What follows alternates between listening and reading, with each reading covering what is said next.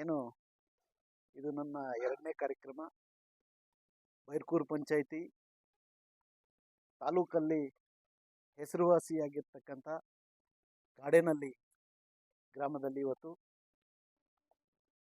ಕಾಲೋನಿಯಲ್ಲಿ ನಲ್ಲಗಂಗಮ್ಮನ ಒಂದು ಮರುಸ್ಥಾಪನೆ. ಈಗಾಗಲೇ ಅಶೋಕ್ ಅವರು ವಿಸ್ತಾರವಾಗಿ ಅದರ ಬಗ್ಗೆ ತಿಳಿಸಿದ್ದಾರೆ. ಇದ್ರ ಬಗ್ಗೆ ನಮ್ಮ ಮಾನ್ಯ ಜನಪ್ರಿಯ ಶಾಸಕರು ಕೂಡ ಈ ಜೀರ್ಣೋದ್ಧಾರಕ್ಕಾಗಿ ಸಹಾಯ ಹಸ್ತವನ್ನು ಮಾಡಿದ್ದಾರೆ. ಕಾಡೇನಹಳ್ಳಿ ಗ್ರಾಮಸ್ಥರ ಕಡೆಯಿಂದ ನಾವೆಲ್ಲರೂ ಕೂಡ ಅವ್ರಿಗೂ ಕೂಡ ಚಿರಋಣಿ ಕೃತಜ್ಞತೆಗಳನ್ನು ಕೂಡ ಸಲ್ಲಿಸಬೇಕಾಗ್ತದೆ. ಅದೇ ಥರ ಮತ್ತು ನಾಗರಾಜನ್ನವರು ನನಗಿವಾಗ ಬೆಳಗ್ಗೆ ಫೋನ್ ಮಾಡಿ ಹೇಳಿದ್ರು ಈ ಥರ ಇದೆ ಅಂತ ಹೇಳಿ. ಅವರು ಕೂಡ ನನ್ನ ಜೊತೆ ಬರಬೇಕಾಗಿತ್ತು, ಬಟ್ ಯಾವುದೋ ಕಾರಣಾಂತರದಿಂದ ಅವರು ಬರಲಿಕ್ಕಾಗಿಲ್ಲ. ನೀನು ಅಟೆಂಡ್ ಮಾಡ್ಕೊಂಡು ಬಂದು ಆ ಊರಿನವರಿಗೆ ಒಂದು ಆಶ್ವಾಸನೆಯನ್ನು ಕೊಡು, ಆ ದೇವಸ್ಥಾನವನ್ನು ಏನು ಮೋಲ್ಡ್ನ ಕೆಲಸ ಏನು ಪೆಂಡಿಂಗ್ ಇದೆಯೋ ಅದನ್ನು ನಾನು ಮತ್ತು ನಮ್ಮ ನಾಯಕರು ಕಾಡೇನಹಳ್ಳಿ ನಾಗರಾಜನ್ನವರು ಸೇರಿ ಸಂಪೂರ್ಣವಾಗಿ ಅದನ್ನು ಮುಗಿಸ್ಕೊಡ್ತೀವಿ ಅಂತ ಹೇಳ್ಬಿಟ್ಟು ಏನು ನಿಮ್ಮ ಗ್ರಾಮಸ್ಥರು ಎಲ್ಲರೂ ಸೇರಿದಿರೋ ನೀವೆಲ್ಲರೂ ಕೂಡ ಮಾತು ಕೊಡ್ತಾ ಇದ್ದೀರಿ.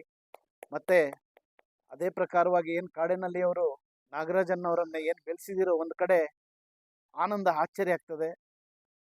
ಬೆಂಗಳೂರಿನಲ್ಲಿ ಒಂದು ದೊಡ್ಡ ಪ್ರೋಗ್ರಾಮು, ಸಾವಿರಾರು ಜನ ಸೇರಿದ್ದಾರೆ.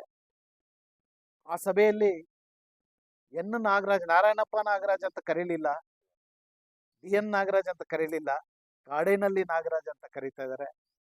ಅದಕ್ಕೆ ನನಗೆ ತೃಪ್ತಿ ಏನಂತಂದರೆ, ಒಂದು ಹಳ್ಳಿಯಲ್ಲಿ ಹುಟ್ಟಿ ಡೆಲ್ಲಿಗೆ ಹೋದರೂ ಕೂಡ ಈ ಹಳ್ಳಿ ಹೆಸರನ್ನ ಜೊತೆಯಲ್ಲಿ ಇಟ್ಕೊಂಡು ಹೋಗ್ತಾ ಇದ್ದಾರೆ ನೋಡಿ. ಆ ಗುಣ ನಿಮ್ಮ ಹಳ್ಳಿಯವ್ರು ನೀವು ಬೆಳೆಸ್ಕೊಟ್ಟಿರ್ತಕ್ಕಂಥ ನಾಗರಾಜನ್ನವರು ನಿಮ್ಮ ಹಳ್ಳಿ ಹೆಸರನ್ನು ಉಳಿಸ್ಕೊಂಡು ಹೋಗ್ತಾ ಇದ್ದಾರೆ. ಇವತ್ತು ನಾನು ಮತ್ತು ನಾಗರಾಜನ್ನವರು ಕೂಡ ಸಂಪೂರ್ಣವಾಗಿ ಕೆಲಸವನ್ನು ಮೋಲ್ಡ್ ಏನಿದೆಯೋ ಅದರ ಕೆಲಸವನ್ನು ಮುಗಿಸ್ಕೊಡ್ತೀವಿ ಅಂತ ಹೇಳ್ತಾ, ಮತ್ತು ನನ್ನ ಜೊತೆ ಇವತ್ತು ಬೈರ್ಕೂರು ಗ್ರಾಮ ಪಂಚಾಯಿತಿ ಅಧ್ಯಕ್ಷರು ಮತ್ತು ನನ್ನ ಸ್ನೇಹಿತರು PLD ಬ್ಯಾಂಕ್ ಸದಸ್ಯರು ಆಗಿರ್ತಕ್ಕಂಥ ಕಾಡೇನಹಳ್ಳಿ ಅಶೋಕ್ ಅವರಿದ್ದಾರೆ, ಮತ್ತು ಮುಷ್ಟೂರು ಗ್ರಾಮ ಪಂಚಾಯಿತಿ ಉಪಾಧ್ಯಕ್ಷರು ಆಗಿರ್ತಕ್ಕಂಥ ನಮ್ಮ ವರ್ಧನ್ನವರಿದ್ದಾರೆ, ಮಂಜನ್ನವರಿದ್ದಾರೆ, ರಗನ್ನವರಿದ್ದಾರೆ, ನಮ್ಮ ಆನಂದನ್ನವರು ಕೂಡ ಈಗ ತಾನೇ ಎಲ್ಲೋ ಹೋಗಿ ಬಂದರು. ಸಾರಿ, ಎಲ್ಲರನ್ನು ಕ್ಷಮಾಪಣೆ ಕೇಳ್ತೀನಿ. ಬೆಳಗ್ಗೆ ತುಂಬ ಜನ ಇದ್ರಂತೆ, 11:30ಗೆ ನಂಗೆ ಟೈಮ್ ಕೊಟ್ಟಿದ್ದರು.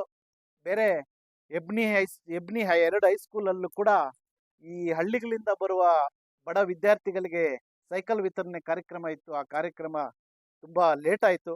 ಅದರಿಂದ 2 ಅವರು ಪಾಪ ಕಾದಿದ್ದಾರೆ. ನಾನು ಎಲ್ಲರಲ್ಲೂ ಕ್ಷಮಾಪಣೆ ಕೇಳ್ತೀನಿ. ತುಂಬ ಜನ ಹೊರಟೋಗಿದ್ದಾರೆ. ಪರವಾಗಿಲ್ಲ, ನಿಮ್ಮೂರಿನ ಕಾರ್ಯಕ್ರಮ ನಾವು ಮುಗಿಸ್ಕೊಡ್ತೀವಿ. ಎಲ್ಲರಿಗೂ ಒಳ್ಳೆಯದಾಗಲಿ. ಜೈ ಹಿಂದ್, ಜೈ ಕರ್ನಾಟಕ.